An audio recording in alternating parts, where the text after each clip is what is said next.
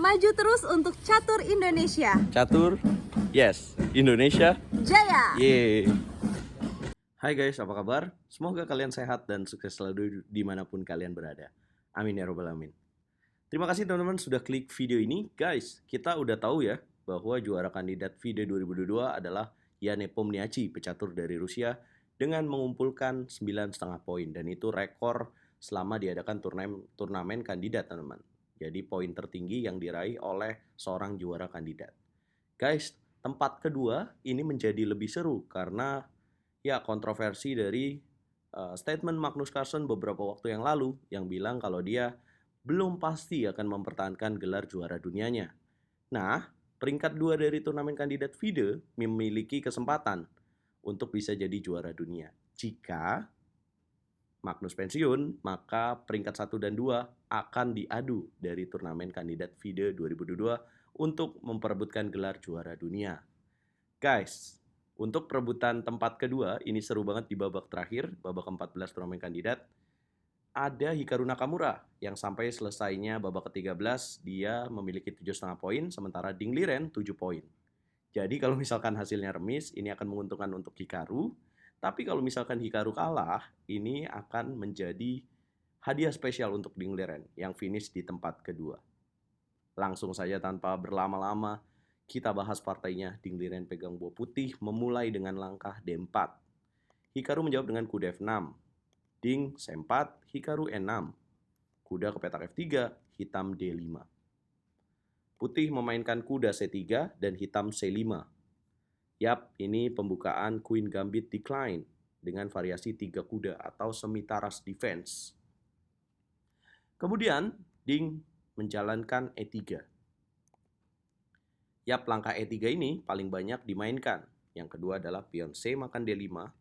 Dan yang ketiga adalah gajah ke petak G5. Nah, Sobat RL Chess bisa pilih ini, teman-teman. Ding memainkan E3, Hikaru kuda C6. Dan ini juga merupakan langkah paling banyak dimainkan merespon langkah E3. Putih A3, ini pilihan utama. Hitam pion D makan C4. Nah, disinilah Hikaru memilih bukan variasi utama. Bukan pilihan yang utama dimainkan. Pilihan utamanya adalah dengan menjawab A6.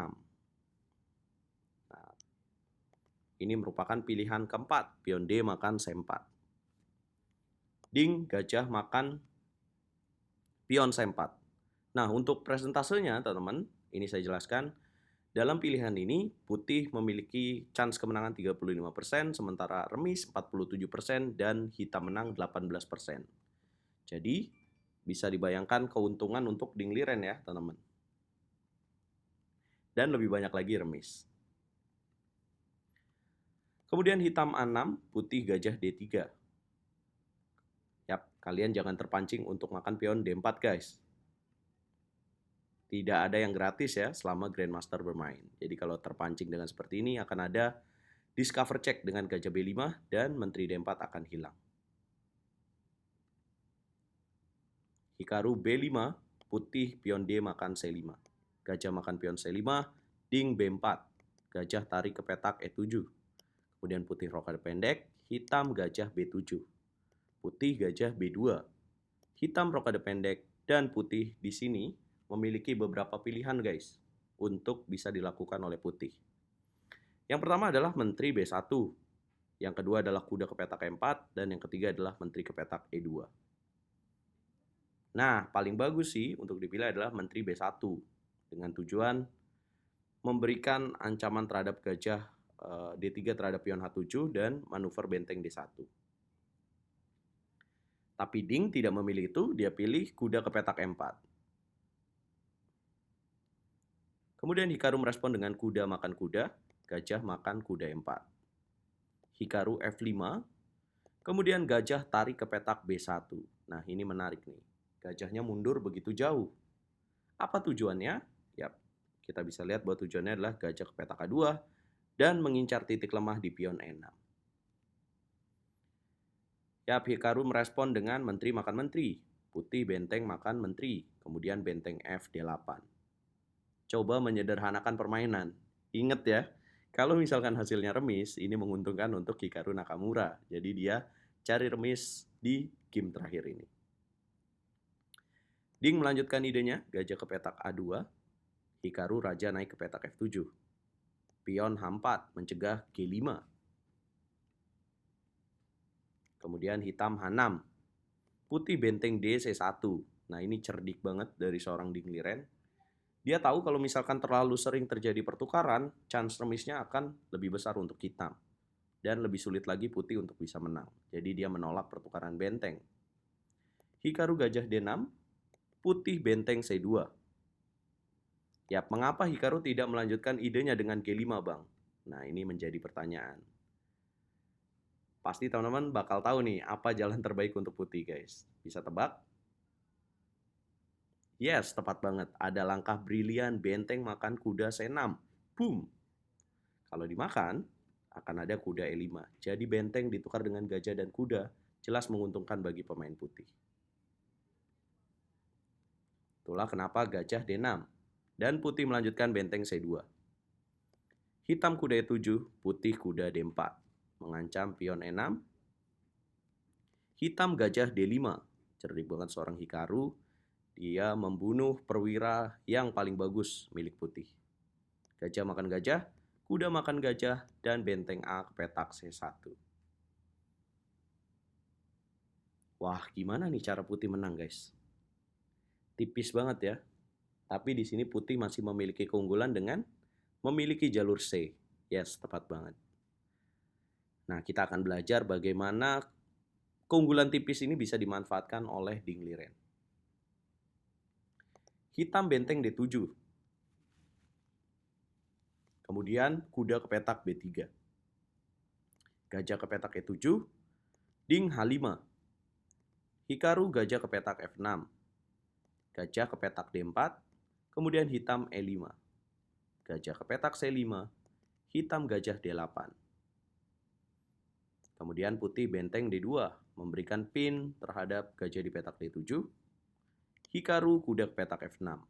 Benteng makan benteng. Kuda makan benteng. Dan benteng D1. Kemudian kuda ke petak F6. Yap, jelas akan menguntungkan putih ya jika kuda makan gajah. Karena akan kuat sekali ancaman benteng D7, kemudian kuda masuk ke petak E6. Kuda F6, putih gajah D6, ancam pion E5, kuda ke petak G4. Ini masih seimbang teman-teman, memasuki 31 langkah. Gajah tarik ke petak C5, hitam gajah H4, ancam pion F2, ding benteng D7 stuck. Yap, kemudian hitam raja G8. Nah, ini pilihan yang menarik. Karena sebenarnya di sini hitam sedang mengancam ya. Nah, kenapa sih Hikaru nggak memilih raja E6 aja ya? Padahal dia akan dapetin pion F2. Kalau memilih raja ke petak E6, maka putih akan benteng D6. Nah, jika raja F7, barulah putih akan memainkan langkah G3. Jadi tempo untuk memberikan ancaman pion ke petak A6. Nah, gimana kalau misalkan raja ke petak E8? Ya, maka akan benteng G7, guys. Akan ada benteng G8. Itulah kenapa raja G8 dilakukan. Dan putih G3. Gajah G5. Kemudian ding raja ke petak F1. Ya, ding udah tahu kalau misalkan dia menguasai permainan. Nah, ini gabut banget ya benteng di petak A8, teman-teman. Dia harus terus menjaga. Bahkan belum pernah jalan nih, udah 35 langkah. Hitam gajah ke petak D8. Nah, inilah titik awal mula kekalahan dari Hikaru Nakamura, teman-teman. Gajah ke petak D8. Kalau kalian jadi Ding Liren, bisakah kalian tebak apa langkah terbaik untuk putih merespon kesalahan dari Hikaru Nakamura? Coba kalian pikirkan, teman-teman, beberapa detik. Yap, congratulations kalau kalian menemukan langkah benteng B7.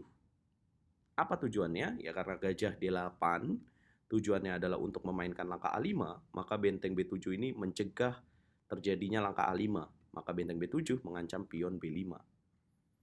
Nah, itulah kenapa kita perlu kalkulasi, teman-teman. Jadi kita dapat memahami apa langkah Grandmaster. Benteng B7, Hikaru F4. Nah, ini menarik. Kemudian Pion G makan F4, pion E makan F4, dan Ding Liren melakukan blunder dengan E4. Keunggulannya jadi menipis karena langkah E4. Sayang, Hikaru tidak memanfaatkan kesalahan yang dilakukan Ding Liren dengan menjalankan E4. Ya mungkin fisik juga memberikan pengaruh ya kepada performa kedua pemain.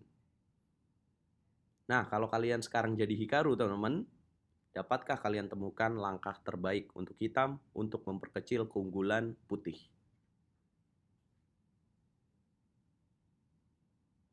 Congratulations kalau kalian menemukan langkah F3, guys. Nah, ini langkah kuncian ya. Gimana kalau misalkan kuda ke petak D4? Maka akan ada kuda ke petak E5. Nah, gimana bang kalau misalkan raja ke petak E1? Ya, maka akan ada gajah ke petak F6. Bagaimana jika raja D2 dengan tujuan raja E3? Maka akan hadir benteng D8. Raja ke petak E3, akan ada checkmate gajah G5. Ya, ini tidak boleh terjadi ya. Jadi putih tidak bisa melakukan ancaman terhadap pion F3. Dan pion F3-nya ini benar-benar kuat sekali, guys. Ya, bagaimana jika gajah D6? Maka akan ada ancaman benteng C8. Boom! Dengan ide checkmate benteng C1. Wow, ngeri banget ya. Kalau misalkan dia balik lagi gajah C5, akan ada simple gajah F6. Ya, pasti kalian akan bilang, ya Hikaru juga manusia bang. Ya emang. Yang bilang dia rempahan rempeyek tuh siapa ya guys ya? Ya itulah teman-teman. Jadi, apa faktor yang bisa mempengaruhi performa seorang pemain tidak menemukan langkah akurat bahkan sekelas top class Grandmaster? Fisik bisa jadi guys. Makanya jangan kira kalau main catur itu bukan sekedar punya kalkulasi yang bagus saja, tapi fisik juga bisa jadi poin yang sangat penting dalam permainan catur. 14 babak ini cukup melelahkan ya teman-teman. Kita lanjutin partainya. Sayang sekali Hikaru memilih gajah F6. Nah ini membuat Ding Liren bisa kuda ke petak D4, mencegah F3. Kemudian hitam benteng L8 dan raja G2. Dikasih nih pion racun. Kalau hitam makan, maka akan ada raja ke petak F3. Garpu. Yap, kalau misalkan gajah D4 dulu gimana bang? Ya maka akan ada gajah D4, bentengnya mengancam pion G7. Kemudian hitam kuda E5, putih kuda F5. Hitam F3, putih naik raja G3. Nah ini makin lemah pionnya ya. Kemudian hitam kuda C4, putih gajah E7. Coba menghilangkan buah yang menjaga pion G7. Hitam gajah B2, putih makan pion F3. Hitam makan pion A3, putih raja G3. Nah ini idenya adalah untuk memanfaatkan keunggulan pion di petak E4 dengan E5 dan menutup penjagaan gajah terhadap pion G7. Kuda E5, putih gajah C5. Hitam kuda F7, putih F3. Yap, kudanya suksuang nih. Kalau kabur, pion G7-nya akan jatuh. Ya, cuman bisa memainkan gajah atau benteng. Gajah C1 dimainkan Hikaru. Putih benteng A7. Mulai menghabiskan pion-pion yang dimiliki oleh Hikaru Nakamura. Gajah D2, benteng A6. Gajah E1, raja G2. Gajah C3, benteng A7. Kuda G5, dan kuda E7 skak. Kemudian raja H8, kuda G6, raja G8. Kembali lagi cek dilakukan. Kemudian raja H8 dan baru kuda D5. Yap. Ini kudanya bagus sekali karena menjaga pion B4 dan bisa membuat gajahnya aktif guys. Gajah B2. Kemudian benteng A2, gajah C1, benteng C2, gajah A3. Bisakah kalian tebak langkah kunci kemenangan Ding Liren untuk menutup kemenangan di game terakhir babak ke-14? Yes, tepat banget gajah E3. Boom. Hikaru Nakamura surrender atau menyerah dari Ding Liren. Kenapa menyerah bang? Ya karena langkah berikutnya tinggal mengancam gajah terperangkap di sini guys. Inilah yang terjadi di babak ke-14 berkat kemenangan ini Ding Liren finish di tempat kedua dengan 8 poin. Di bawah Yan Nepomniachtchi dengan 9,5 poin dan tempat ketiga malah bukan Hikaru Nakamura guys, tapi Teimur Rajabov yang secara Solkov lebih bagus. Bagaimana menurut kalian, tim Hikaru Nakamura? Jadi melihat langit-langit bukan kunci ya, tapi kursi statis adalah kunci. Kursi nggak goyang adalah kunci, teman-teman. Yap, kita akan menunggu kabar dari Magnus Carlsen nih, karena Magnus Carlsen belum mengumumkan statement resmi. Kalau dia mundur dari perebutan gelar juara dunia, maka Ding Liren akan diadu kembali melawan Ian Nepomniachtchi. Teman-teman, terima kasih udah ikutin turnamen kandidat video 2022. Dan ikutin terus kabar terbaru dari dunia percaturan. Dukung terus RL Chess, dukung terus Catur Indonesia. Jangan lupa like, share, komen, dan subscribe. Catur Yes Indonesia, Jaya Bosku.